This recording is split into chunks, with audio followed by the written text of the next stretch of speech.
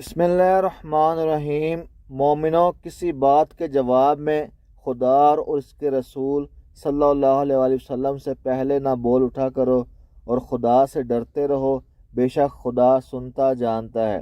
اے اہل ایمان، اپنی آوازیں پیغمبر کی آواز سے اونچی نہ کرو، اور جس طرح آپس میں ایک دوسرے سے زور سے بولتے ہو، اس طرح ان کے روبرو زور سے نہ بولا کرو، ایسا نہ ہو کہ تمہارے اعمال ضائع ہو جائیں اور تم کو خبر بھی نہ ہو۔ سورۃ الحجرات آیت نمبر 1 اور 2۔ آج ہمارے ہاں نبی پاک صلی اللہ علیہ وآلہ وسلم کی ذات اقدس کو لے کر ان کو غیب کا علم ہے، ان کو غیب کا علم نہیں ہے، وہ شفاعت کریں گے، وہ شفاعت نہیں کریں گے، اور نبی پاک صلی اللہ علیہ وسلم قبر میں تشریف لائیں گے، قبر میں تشریف نہیں لائیں گے۔ اس طرح کی جو بات ہے وہ ہمارے ہاں بہت سارے مسلک میں ہوتی ہے، اور لوگوں کی ساری زندگی گزر جاتی ہے نبی اقدس صلی اللہ علیہ وسلم کی ذات اقدس کے بارے میں بولتے ہوئے۔ یہ آیات جو ہیں ان سے آپ بخوبی اندازہ لگا سکتے ہیں، یہ تو وہ لوگ تھے جو آپ صلی اللہ علیہ وسلم کے سامنے جو تھوڑا سا اونچا بولتے تھے تو اللہ تعالیٰ نے آیت نازل کر دی۔ سوچئے ان لوگوں کا کیا معاملہ ہوگا جو نبی پاک صلی اللہ علیہ وسلم کی ذات اقدس کے بارے میں چھوٹی چھوٹی بڑی بڑی باتیں کر جاتے ہیں، لیکن ان کو خبر تک نہیں کہ اللہ نے ان کے ساتھ کیا کرنا ہے، اور ان کے اعمال جو وہ کر رہے ہیں واقعی قبول ہوں گے یا نہیں قبول ہوں گے۔ یہ جو آیت ہے پہلی اور دوسری سورۃ الحجرات کی، یہ ان لوگوں کے لیے آنکھیں کھولنے کے لیے کافی ہیں۔ نبی پاک صلی اللہ علیہ وسلم پر، ذات اقدس پر کروڑوں درود و سلام۔ اگر وہ ہمارے نبی نہ ہوتے، جس طرح کا گند، جس طرح کی گندگی، غلاظت آج ہمارے ہاں معاشرے میں موجود ہے، کون سا گناہ ایسا نہیں ہے جو ہم نہیں کر رہے؟ ناپ تول میں کمی ہمارے اندر ہے، زنا ہمارے اندر ہے، فحاشی اورانیت ہمارے اندر ہے، جھوٹ ہم بولتے ہیں، غیبتیں ہم کرتے ہیں،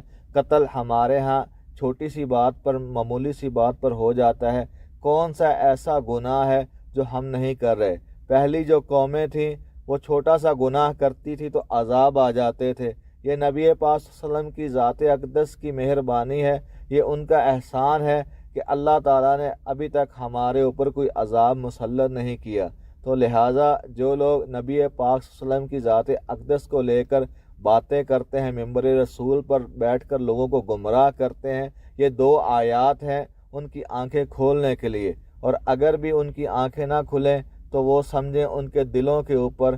تالے لگے ہوئے ہیں، مہریں لگی ہوئی ہیں، اور جو لوگ ان کو سنتے ہیں صبح و شام، ان کے لیے کم از کم یہ مشعل راہ ہے۔ یہ جو دو آیات میں نے آپ کو ترجمے کے ساتھ سنائی ہیں، آپ قرآن پاک کھول کر خود بھی ان کا مطالعہ کر سکتے ہیں کہ یہ جو لوگ ہمیں گمراہ کر رہے ہیں، فرقہ واریت میں ہمیں ڈالا ہوا ہے، جن علماء حضرات نے، جنہوں نے ممبر رسول سے نفرتیں پھیلائی ہوئی ہیں صبح اور شام، اور لوگوں کو آپس میں لڑوانے کے چکروں میں رہتے ہیں، صرف اپنی دکان چلانے کے لیے، خدارہ ان سے دور رہیں۔ بہت احسان ہے ہمارے نبی کا کہ وہ ہمارے درمیان آئے، انہوں نے ہمارے اوپر احسان کیا ہے، ورنہ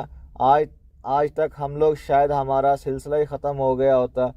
ہم لوگ زمین میں غرق ہو گئے ہوتے، جس طرح کے گناہ ہم لوگ آج کر رہے ہیں۔ ایسی کوئی ایک چیز ہمارے اندر نہیں رہی جو کہ ہم کہہ سکیں کہ ہم متقی پرہیزگار ہیں۔ ہم نے اپنے معاشرے میں ہر چیز لے آئی ہے، ہم نے ہر چیز جو پہلی قوموں میں ایک گناہ ہوتا تھا تو عذاب آ جاتا تھا، آج ہم نے پوری قوموں کا جو ایک عمل جمع کر کے وہ ہمارے اندر سمویا ہوا ہے۔ آج ہم کس قدر گندے اور غلیظ ہیں کہ ہمیں شرم آتی ہے آئینہ دیکھتے ہوئے۔ ہمیں خود اپنے محاسبہ کر لینا چاہیے، اپنے گریبان میں جھانک لینا چاہیے کہ ہم کون سا گناہ نہیں کر رہے۔ یہ اللہ کے نبی صلی اللہ علیہ وسلم کا احسان ہے، ان کی رحمت کی وجہ سے ہم بچے ہوئے ہیں۔ اگر وہ موجود نہ ہوتے، اگر وہ ہمارے نبی نہ ہوتے تو اللہ تعالیٰ نہ جانے کب کا ہمارا جو ہے نام و نشان مٹا چکا ہوتا۔ خدارہ نبی پاک صلی اللہ علیہ وسلم کی ذات اقدس کے بارے میں سوالات